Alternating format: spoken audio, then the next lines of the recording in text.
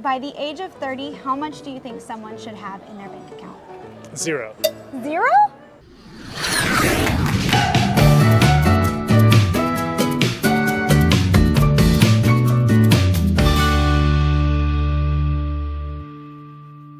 在这影片开始之前，我们先感谢我们的干爹 Surfshark VPN。大家知道上网使用 Surfshark VPN 有多么的重要吗？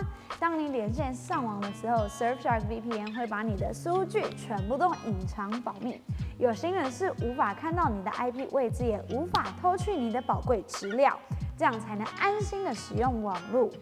另外 ，Surfshark 很坚持5日制的原则，所以他们在保护你的资料的同时，他们也不会收集你的数据。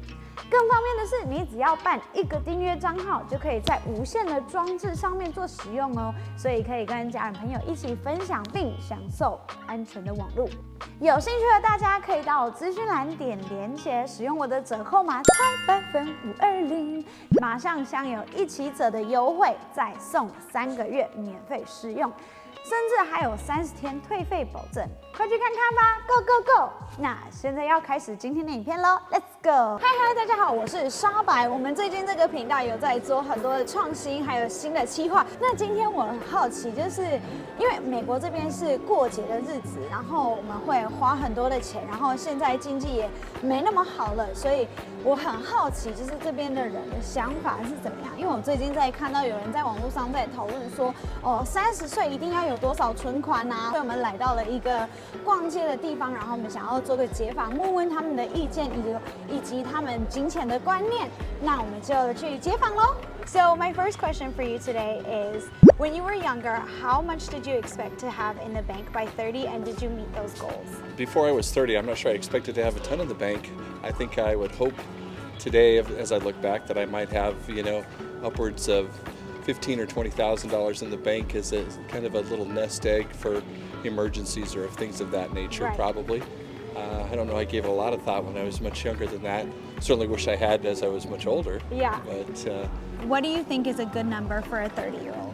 Whatever they can put away is, I would say, $10,000. Okay. Is it bad that I don't really, I mean, somewhere in the 10,000, I don't know. 10,000? It's bad that I can't come up with one off the top of my It's head. okay. Yeah. No, it's okay. By the age of 30, how much do you think someone should have in their bank account? 0. 0? Really? You shouldn't, by 30, who has money? Right. So yeah, I'm a doctor. I didn't really start making money until I was 35. So Okay. I had enough to survive. Okay. We'll just say you're making $100,000. Right. You should have $20,000 Okay. in your bank account. So Okay. that's just proportional. Okay. That's a very good question. The problem is a lot of 30-year-olds are struggling. They don't have very much money left over once they paid their rent, their utilities, their car payment. Right. And the situation is much different today than it was when I was 30 years old. And things were more affordable. Right. Things have really gone up high. Probably around 80 to 100,000. Oh my gosh, that's the highest we've heard all day. Some people are like, oh, maybe 5,000, maybe 10. I'm going for fire. Yes, okay. 那我现在要跟大家介绍一下刚刚我们在讨论的这个 FIRE 这个单词，它其实是 Financial Independence Retire Early。那这个意思，它是一个算是很新潮的一个新的词，然后一个观念。那年轻人他们觉得工作很长一段时间是一个没有必须的，你先把钱存起来，让你的钱为你工作，然后你就可以 retire early. So, do you prefer to save for the future or invest in right now? Save. Really? Why is that? Because I want to retire early. Do you think that young people here in the U.S. they focus more on right now instead of saving for the future, and Well, how do you think that'll affect them later? Well, I have a son, and he's working, and it's difficult for him because the rent is so high. Right. I think, again, they need to try to save what they can and then spend what they have to spend in order to live. Right. That's where we're at right now. Right. We have people in our family that we've tried to give wisdom to financially, and sometimes they just aren't interested in listening, and then Right. they complain about their situation. Right. And I see where they're spending money that my wife and I would have never spent. in our younger years or now if we were that age. Yeah. And so they kind of create their situation and make it worse. Okay. I'm studying to be a teacher, so trying to just like, put enough away where that I can, live comfortably enough on the salary. Okay. Yeah. Spend it now. Spend it now? Yeah. So like if you see something you like, you'd be like, I need that, I'm just gonna get Yeah. it. Treat yourself kind of Yeah. mentality? Yeah. Okay. Way too many people are under the complete illusion that Social Security is going to exist 30 years from now. So I'm 39, and I can tell you, I can count on one hand the number of people that I work with that are saving at the same kind of level that I am. A lot of people are like, oh, well, I want to buy a new car first.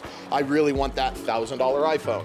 Right. I really want that $6 coffee. And there was a really fascinating experiment that I can't remember the publication. It might have been The Economist or the Wall Street Journal, but they basically calculated the average person buying like a grande latte 5 days a week for a 40-hour work week. And we'll just, for argument's sake, say it was $25.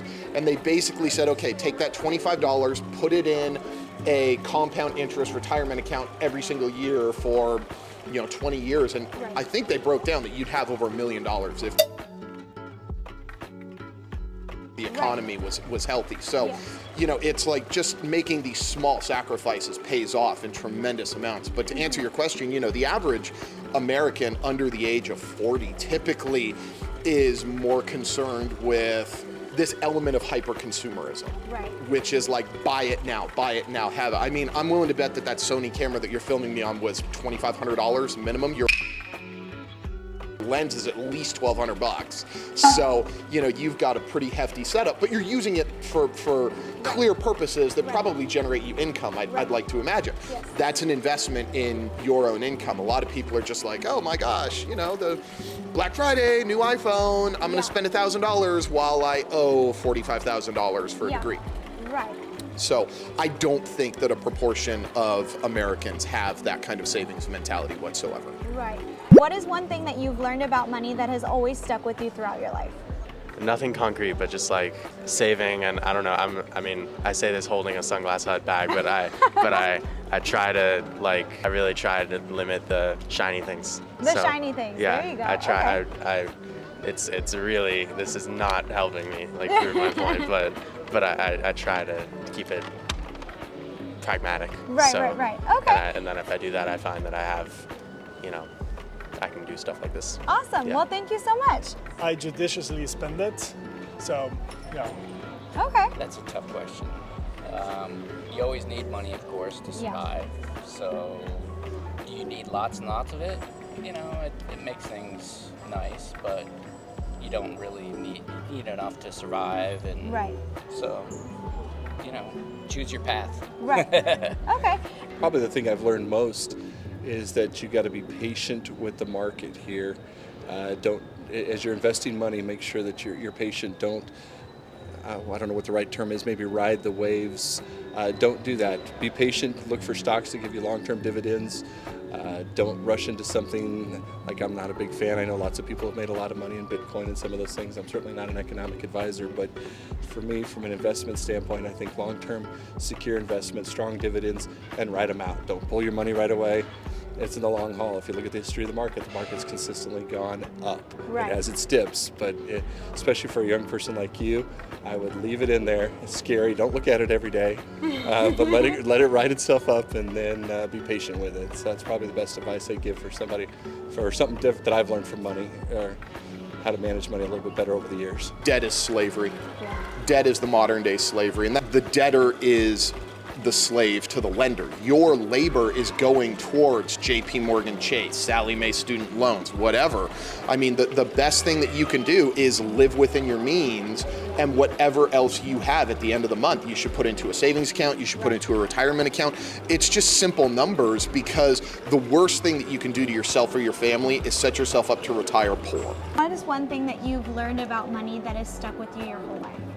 Money makes money. If you have money to invest and put in the bank, you're going to get something back on it. If you spend it, you're not going to get it. That's right. And And the time value of money is extremely important. Save now, let your money make your money. Let money make money so Yeah. you don't have to work later on. Exactly. That's the theme of it all. Okay. Let money make money so you don't have to work later on, but you got to have money to do that. Right. So, Yeah, pay yourself first, set aside what you want to save, and stick to your budget. I Okay. do zero-based budgeting. Okay. What is Allocate that? every dollar.